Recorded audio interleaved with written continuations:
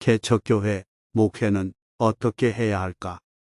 같은 목사라고 해서 똑같은 은사가 아닌 하나님께로부터 부여받은 능력과 지혜가 저마다 다르다.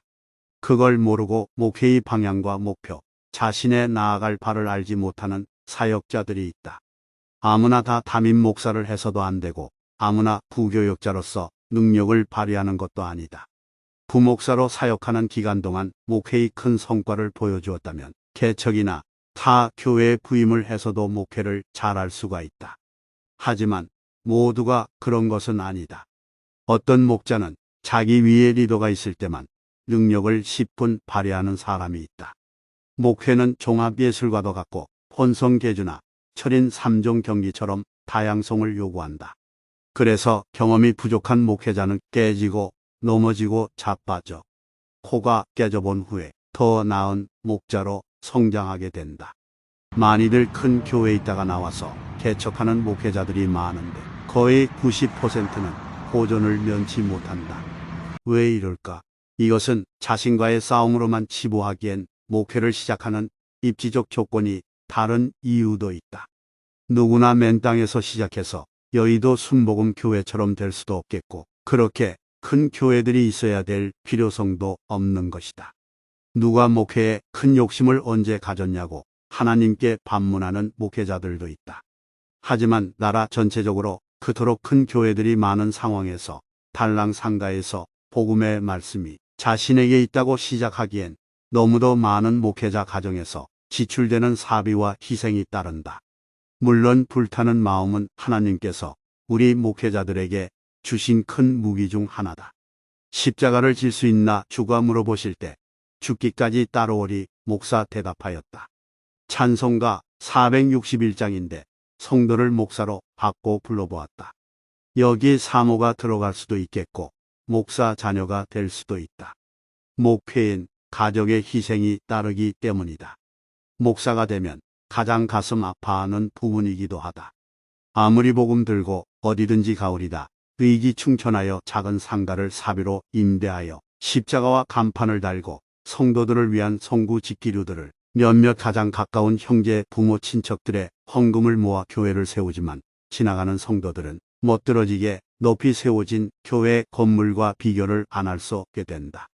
이때 외마디 비명과도 같은 기도가 나온다. 주여, 왜입니까? 나에게 무엇을 원하십니까? 대답을 요청해도 주님은 이럴 때는 꼭 대답을 보류하실 때가 많아서 많은 목회자들의 심장이 매일매일 타들어가 속이 시커멓게 된다. 사실 개척교회를 하다가 병든 목회자도 많고 사모님들은 속병이 생기고 생계 유지에 나가서 일을 하지 않으면 교회 임대료도 못 내는 경우가 많다. 자식 새끼들 배불리 먹이지 못해 전전긍긍하며 어렵게 살아가는 목회자 가정이 얼마나 많은가. 개척교회를 목회하고 계신 목회자 가정의 애환을 잠시 그려보았다. 무엇이 과연 문제일까 오랜 시간 고민했고 어떻게 해야 좀 더 나은 모습으로 목회를 할 수 있을까 고민했다. 그래서 몇 가지의 답을 노하우를 나누고자 한다. 첫째, 시작을 잘 해야 한다. 시작을 잘 해야 하는데 어디서 언제 교회를 시작하고 무엇을 얼만큼 가지고 시작할 것인가를 고민해야 한다. 무조건 뛰어들면 적군 진영으로 싸움도 배우지 않은 가족을 이끌고 뛰어드는 것과 같다. 준비가 될 때까지 기다리고 물어보고 점검하라. 둘째, 최소한의 것으로 시작하되 가정의 공급이 끊어지지 않게 해야 한다. 교회만 생각하다 보면 남편과 아빠로서 소홀해지기가 쉽다. 집에 쌀과 반찬이 떨어지고 나갈 돈은 많고 수입이 없다면 그땐 이미 늦는다.